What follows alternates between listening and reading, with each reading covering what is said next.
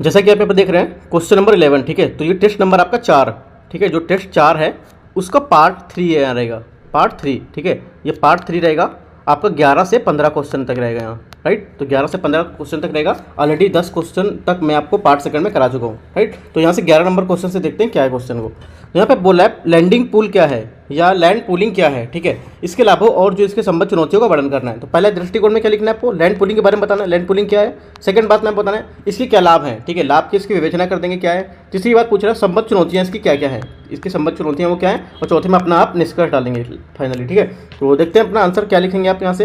देखो land pooling एक भूमि अधिग्रहण रणनीति है जिसमें किसी एकल जो एजेंसी होती है उसके सरकारी निकाय द्वारा छोटे छोटे भूमि खंडों को एक बड़े भूमि खंड में समेकित किया जाता है, ठीक है। इसमें क्या है, इसमें और जो अवसंरचना है उसका विकास किया जाता है इसमें, राइट। तथा अवसंरचना के विकास की लागत के रूप में कुछ हिस्से की कटौती के बाद इस पुनर्विकसित भूमि का एक बड़ा हिस्सा उसके मूल स्वामी को वापस लौटा दिया जाता है, राइट। वर्तमान में ये योजना क्या दिल्ली और आंध्र प्रदेश में लागू है। कहाँ पर, आंध्र प्रदेश और आपका दिल्ली में, दो जगह ये लागू है, ठीक है। ये दो आपको इतना दिखा देंगे निष्कर्ष में, सॉरी इंट्रोडक्शन में। उसके बाद आपका क्या रहेगा, उसके बाद आपका मेन बॉडी जो रहेगा, मेन बॉडी में हेडिंग क्या डालेंगे आप, यहाँ पे हेडिंग डालेंगे आप लैंड पूलिंग के लाभ, ठीक है। लैंड पूलिंग के क्या लाभ हैं ये आप हेडिंग डालेंगे यहाँ पर।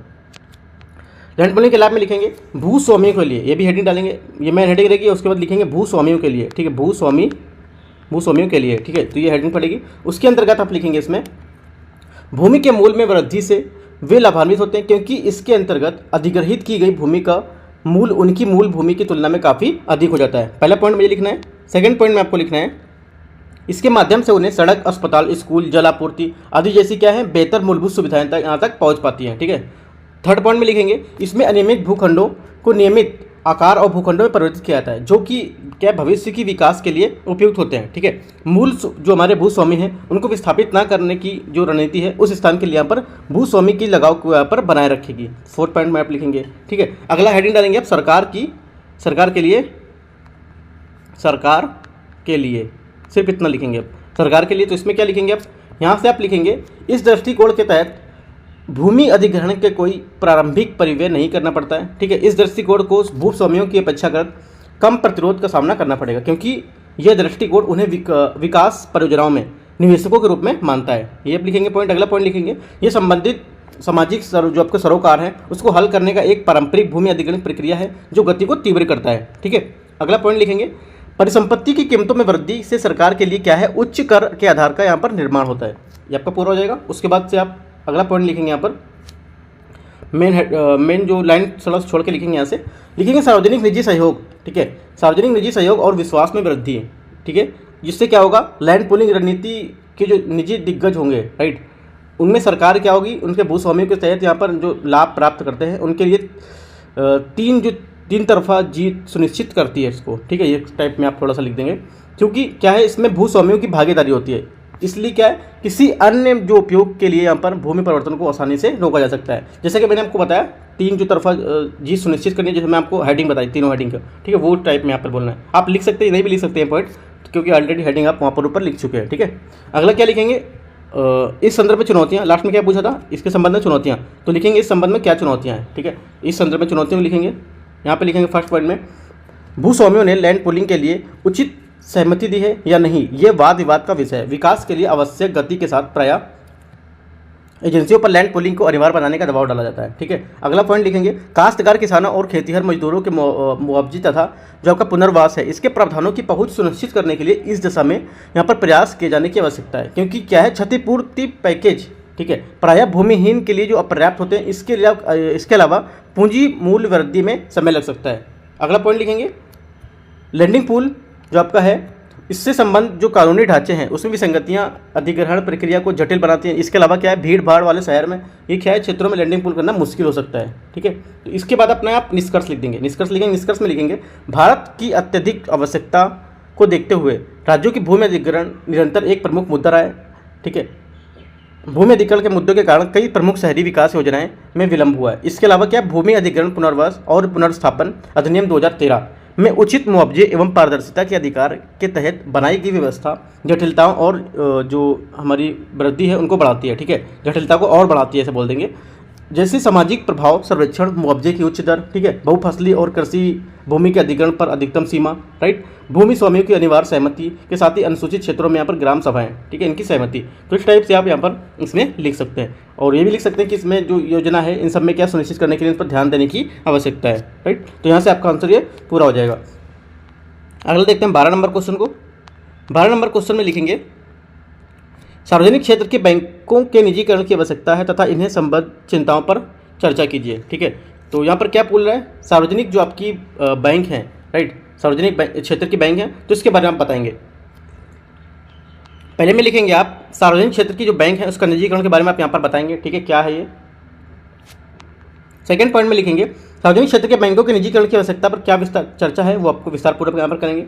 तीसरी बात है इनसे संबंधित क्या चिंताएं हैं, चर्चा करेंगे आप, क्या क्या चिंताएं हैं वो यहाँ पर चर्चा करेंगे, ठीक है। और उसके बाद यहाँ पे क्या अपना बैंकों के जो क्या आप कर सकते हैं, सुदृढ़ कर सकते हैं, उसके लिए आप निष्कर्ष यहाँ पर दे देंगे 4th पॉइंट में, ठीक है। देखते हैं आंसर को, देखते हैं क्या आंसर होगा। यहाँ से देखते हैं, देखो इसमें उत्तर में लिखेंगे अपने, सरकार सार्वजनिक क्षेत्र के बैंकों के निजीकरण को सुगम बनाने हेतु प्रस्तावित कानून के लिए वित्तीय क्षेत्र के प्रमुख विधेयक को क्या है प्रस्तुत करने की योजना बनाती है, ठीक है। सरकार ने अपने जो विनिवेश है उसके अभियान के तहत सार्वजनिक क्षेत्रों में बैंकों की अपनी हिस्सेदारी कम करने का भी यहाँ पर प्रयत्न रहती है, राइट। तो आप इस यहाँ पर अपना इंट्रोडक्शन लिखेंगे, प्रस्तावना लिखेंगे। सेकंड बात आप यहाँ से अगला लिखेंगे, जो मेन बॉडी है, नेक्स्ट आता है अगला हेडिंग डालेंगे आप। देखो मेन बॉडी जो मैं बताता हूँ तो आपको वहाँ मेन बॉडी लिखना नहीं होता है कि आप यहाँ पे प्रस्तावना लिखें और यहाँ पर मेन बॉडी लिखें, ठीक है। आप सीधे से आंसर स्टार्ट करेंगे, तो थोड़ा सा गैप देके हेडिंग देके जो भी आप देखो प्रस्तावना के बाद आप जो भी स्टार्ट करते हैं, प्रस्तावना आपको जैसे पूरा हो गया उसके बाद आपको जो आंसर स्टार्ट करना है, मेन बॉडी स्टार्ट करनी है, वो आप हेडिंग से ही स्टार्ट करेंगे, ठीक है। एक छोटी सी हेडिंग से ही स्टार्ट करेंगे उसको, ठीक है, तो ज़्यादा अच्छा आंसर माना जाएगा आपका, ठीक है। तो देखते हैं आपका वो इंट्रोडक्शन पूरा हो गया। यहाँ से हेडिंग उठाते हैं मेन बॉडी के लिए, सार्वजनिक क्षेत्र के बैंकों के लिए निजीकरण की आवश्यकता, ठीक है, ये हेडिंग होगी। तो इस हेडिंग में लिखेंगे आप पहला पॉइंट में, न्याय निर्णय की जो स्वायत्तता है, सरकार का नियंत्रण एवं हस्तक्षेप वर्तमान में सार्वजनिक क्षेत्र के बैंकों के प्रतिस्पर्धी बने रहने में बाधक है। उच्च स्तर की स्वायत्तता इसकी निर्णय की जो प्रक्रिया है वो तीव्र बनाएगी, ठीक है। सेकंड पॉइंट में नवाचार और विशेषज्ञता, ठीक, इसमें लिखेंगे आप निजी जो करता है उनके पास गुणवत्तापूर्ण सेवा और मार्गदर्शन जो प्रदान है उसके करने के लिए उसके माध्यम से ना कोई उत्पाद की जो योजनाएं हैं वो उसको प्रस्तुत करेगा, ना ही संबंधित क्षेत्र की जो विशेषज्ञता है वो प्राप्त करने के लिए इच्छा शक्ति देगा, ठीक है। तो ये क्या है, दोनों एक जो दूसरे हैं उनकी पूंजी यहाँ पर उपलब्ध होती है, ये आप लिखेंगे। थर्ड पॉइंट में लिखेंगे ऋण कवरेज की दक्षता में वृद्धि के लिए क्या यहाँ पर किया जाएगा, इसके लिए निजी क्षेत्र की जो परिसंपत्तियाँ हैं उसकी गुणवत्ता और ऋण कवरेज की दक्षता सार्वजनिक क्षेत्र के बैंकों की तुलना में क्या है, बेहतर है, ठीक है। 2015 से 2019, ठीक है, 2015 से 2019 की अवधि में एक तुलनात्मक अध्ययन में पाया गया कि निजी क्षेत्र में बैंकों की तुलना में सार्वजनिक क्षेत्र के बैंकों में गैर निष्पादक जो परिसंपत्तियां है, जो आपका जो परफॉर्मिंग एसेट होता है उसकी क्या है उच्च दर यहाँ पर दर्ज की गई है, राइट, ये देखा गया है। अगली हेडिंग लिखेंगे आप यहाँ पे, सार्वजनिक क्षेत्र में बैंकों की जो बाजार की हिस्सेदारी है उसमें कमी।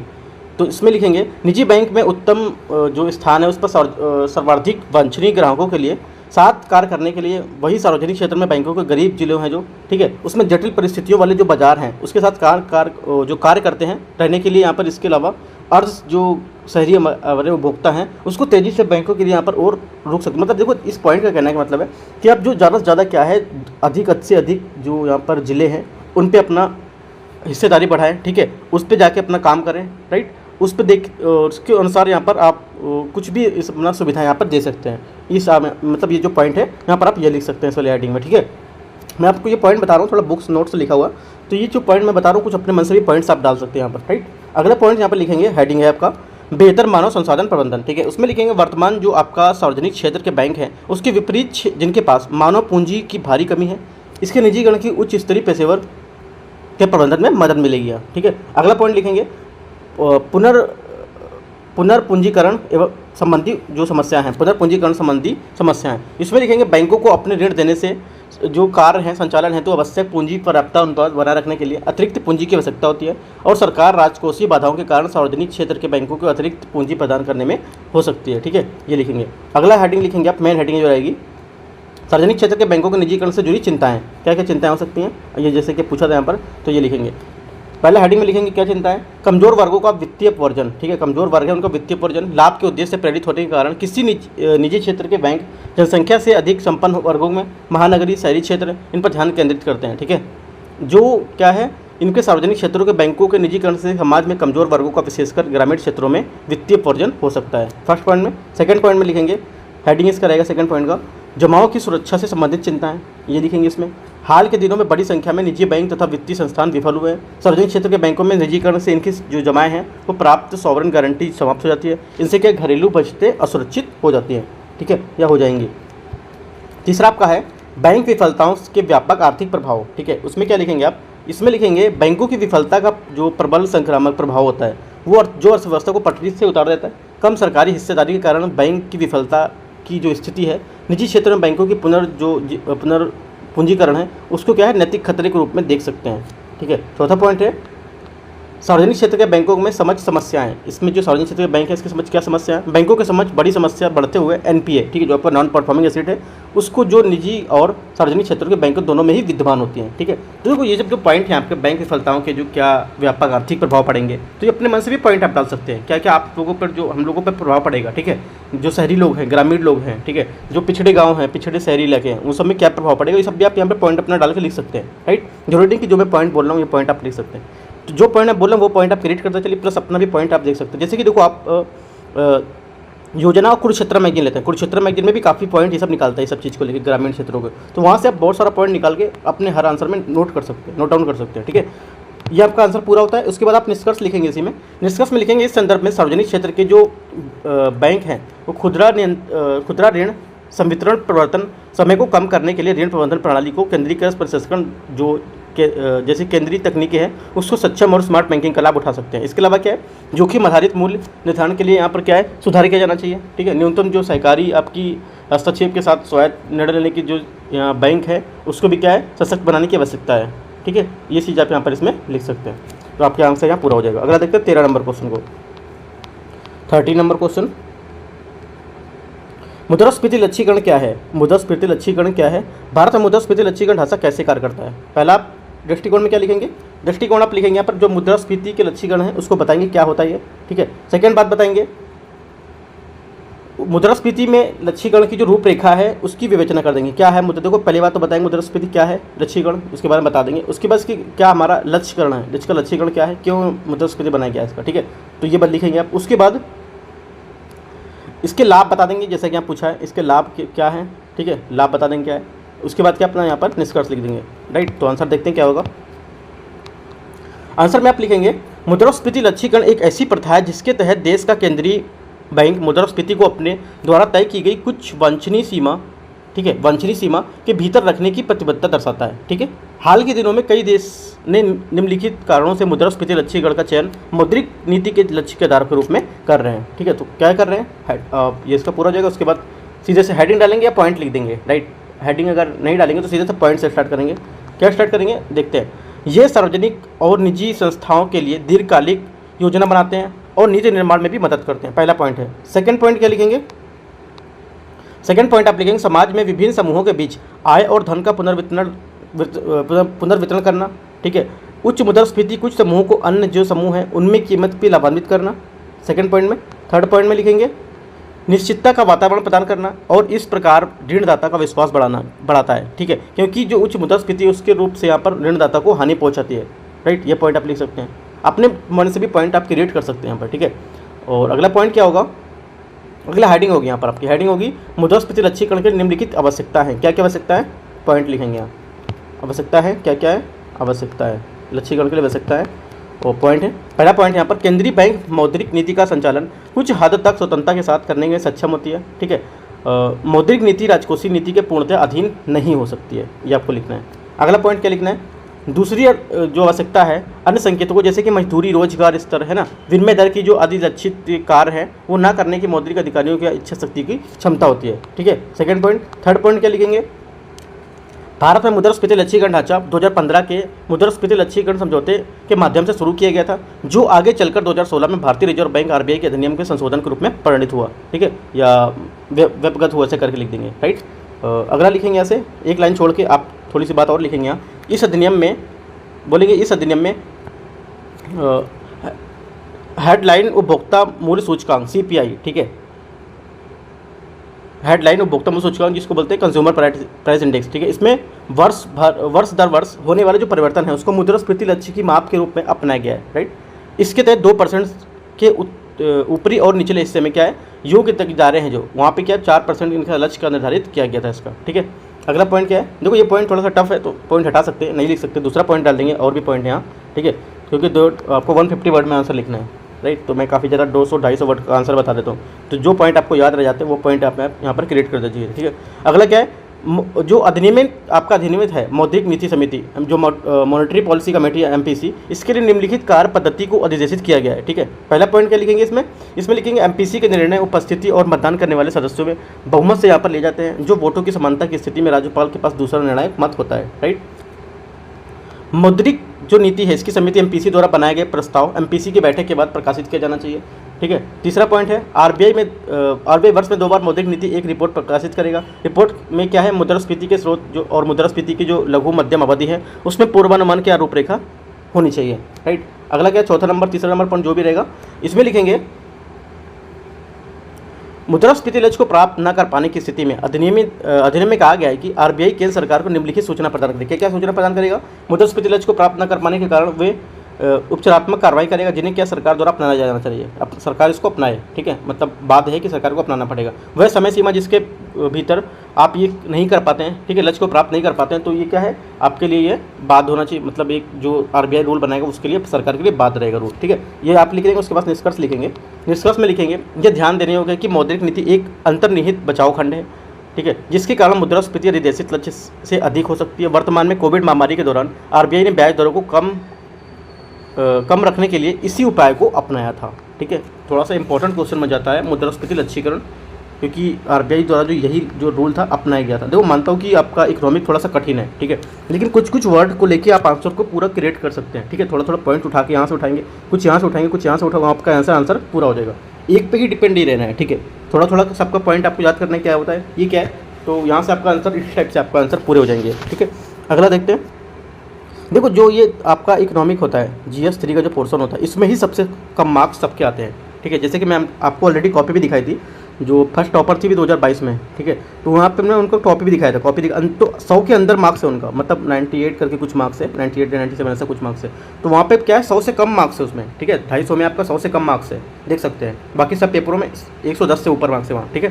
तो क्या है थोड़ा सा ये टफ हो जाता है पेपर आपका इकोनॉमिक के क्वेश्चन के रहने की वजह से, राइट। तो अगला देखते हैं 14 नंबर क्वेश्चन। 14 नंबर क्वेश्चन है, सरकारी बजट के क्या उद्देश्य होते हैं।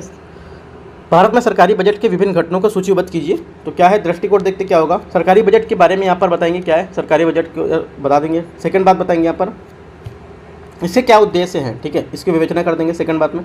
थर्ड बात में क्या बताएंगे इसके जो विभिन्न घटक हैं वो इस पर आप चर्चा कर देंगे, उसके बाद अपना निष्कर्ष लगा देंगे, ठीक है। तो देखते हैं आंसर। आपको स्टार्ट करना है।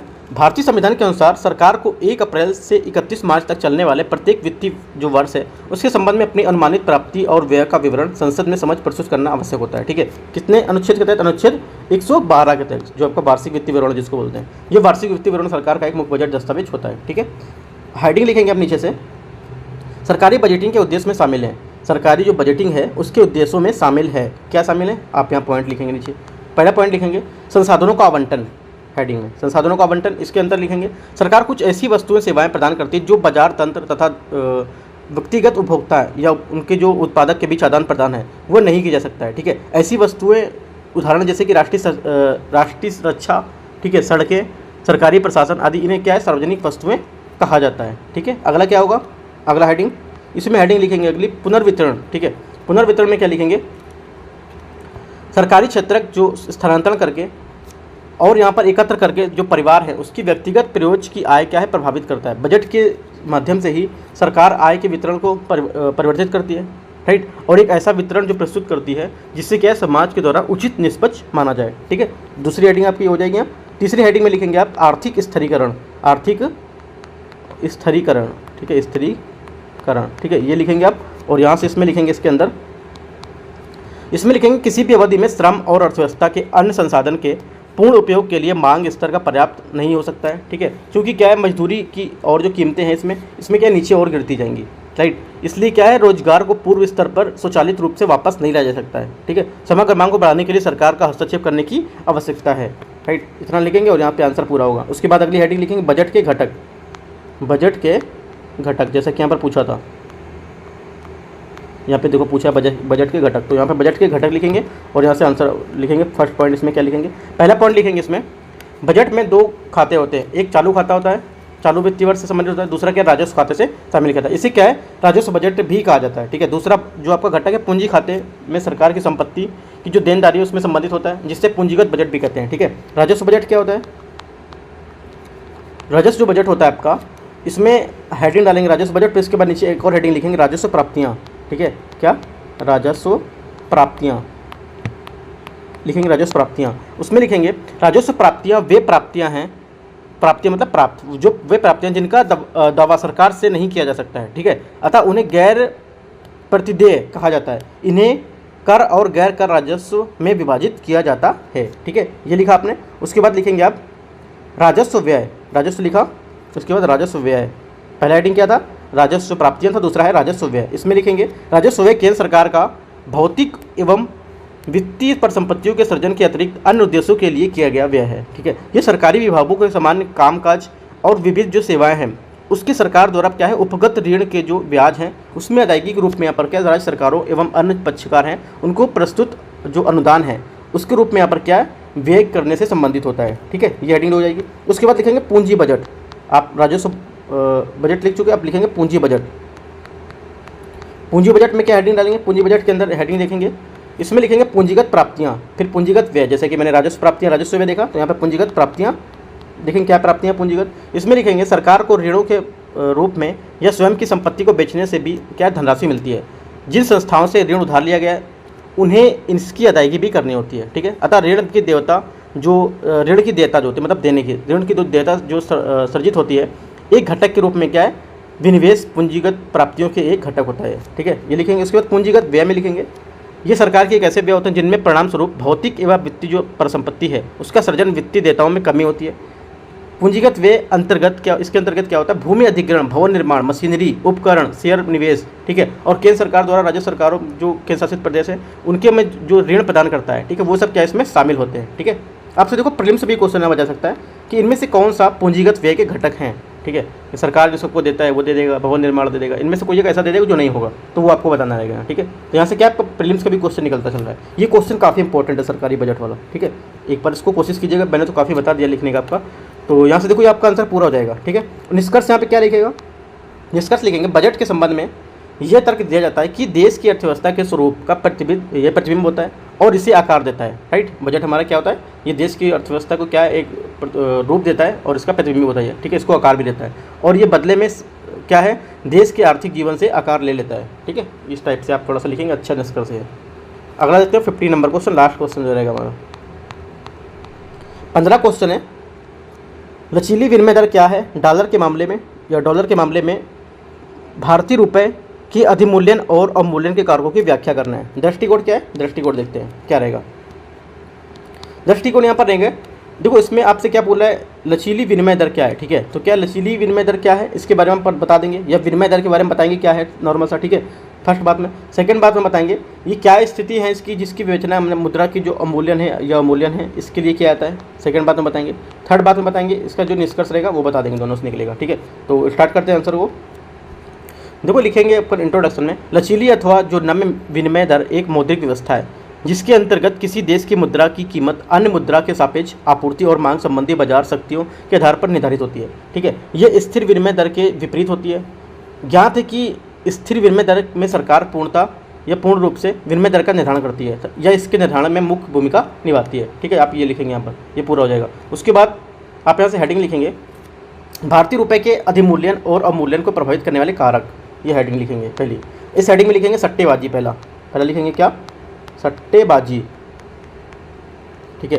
तो इसमें लिखेंगे इसके अंतर्गत यदि मुद्रा को एक परिसंपत्ति माना जाता है, ठीक है, क्या यदि मुद्रा को एक परिसंपत्ति माना जाता है और भारतीयों को यह विश्वास हो कि डॉलर के मूल्य की रुपए की अपेक्षा वृद्धि होने की संभावना है।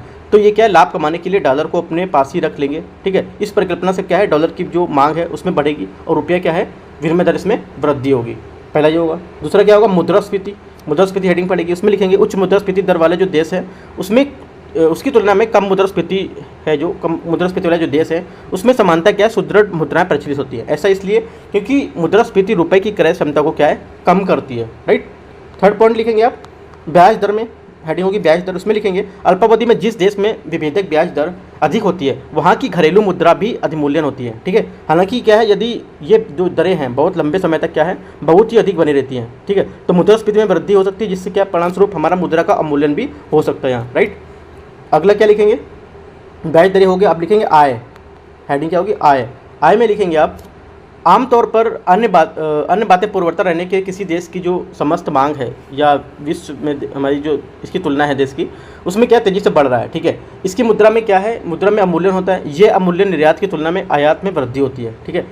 इस प्रकार यदि निर्यात की तुलना में आयात तेज़ी से बढ़ता है तो क्या भारतीय रुपये का अवमूल्यन होगा, राइट। इसके विपरीत यदि निर्यात की तुलना में आयात तेज़ी से घटता है तो भारतीय रुपये का क्या अधिमूल्यन होगा। ये बात आपको याद रखनी इंपॉर्टेंट है थोड़ा सा, ठीक है।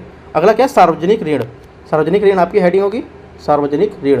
तो इसमें क्या लिखेंगे, इसमें लिखेंगे यदि सरकारी ऋण में आर्थिक विकास से अधिक तेजी वृद्धि होती है तो मुद्रास्फीति में वृद्धि होने के साथ साथ भारतीय रुपये का मूल्यन भी हो सकता है, ठीक है। ये अब लिखेंगे चालू खाता घाटा लिखेंगे। इसमें लिखेंगे जिन देशों में चालू खाता घाटा होता है, सकारात्मक होता है या कम होता है, उनकी मुद्राएं उच्च घाटे वाले देशों की तुलना में अधिक सुदृढ़ होती है, ठीक है। तो इस टाइप से आप यहाँ पर इतना लिखेंगे और यहाँ पे पूरा हो जाएगा आंसर, ठीक है। और निष्कर्ष में क्या लिखेंगे, निष्कर्ष में लिखेंगे इन कारकों के अतिरिक्त राजनीतिक स्थिरता, ठीक है, इन कारकों के अतिरिक्त राजनीतिक स्थिरता एवं आर्थिक विकास दो ऐसे कारक हैं जो अधिक विदेशी निवेश को आकर्षित करते हैं और दूसरी ओर निवेश आने से मुद्रास्फीति कम रहती है, ठीक है, और देश में क्या मुद्रा विनिमय दर की वृद्धि हो जाती है, राइट। तो यहाँ पे हमारा ये आंसर हो जाएगा, ठीक है। तो 15 का आंसर यहाँ से आपका पूरा हो जाएगा। अगला क्या रहता है, 16 क्वेश्चन आपको दिखा देते हैं, बाकी कराएंगे आपको नेक्स्ट पार्ट में। 16 नंबर क्वेश्चन आपका ये है, वस्तु एवं सेवा कर जीएसटी, इंपॉर्टेंट क्वेश्चन है जीएसटी का, ठीक है। तो इसका 5 साल ऑलरेडी पूरा हो चुका है, तो इस वजह से क्वेश्चन आने की संभावना है इसकी, ठीक है। 2023 का जो एग्ज़ाम अभी होगा पीसीएस का और जो भी यूपीएससी का होगा वहाँ से, ठीक है। तो कोशिश करते रहिए क्वेश्चन का, ठीक है, प्रैक्टिस करते रहिए। सब क्वेश्चन आपका पुराना नहीं होता है, मतलब ओल्ड जब क्या है, जितना सब स्टैटिक टॉपिक है आपका ये, ठीक है। तो स्टैटिक टॉपिक करंट टॉपिक से अक्सर ये सब क्या है, जो क्वेश्चन जो टॉपिक एक बार न्यूज़ में चलता है करंट में, तो साल 1.5 साल तक वो टॉपिक न्यूज़ में चलता ही रहता है, ठीक है। तो क्या है, ये सब क्वेश्चन पुराने नहीं, जितना कोशिश करेंगे प्रैक्टिस करेंगे उतना ही आपका अच्छा रहेगा, ठीक है। तो देखते रहिए, कोई डाउट रहता है नीचे कमेंट में पूछ सकते हैं, बाकी आंसर आपको चेक करना रहेगा। तो आप टेलीग्राम चैनल भी मैं नीचे लिंक डाल देता हूँ, वहाँ से आप इसको भेज सकते हैं अपने आंसर को, ठीक है। एंड करते हैं वीडियो को, all the best, thank you.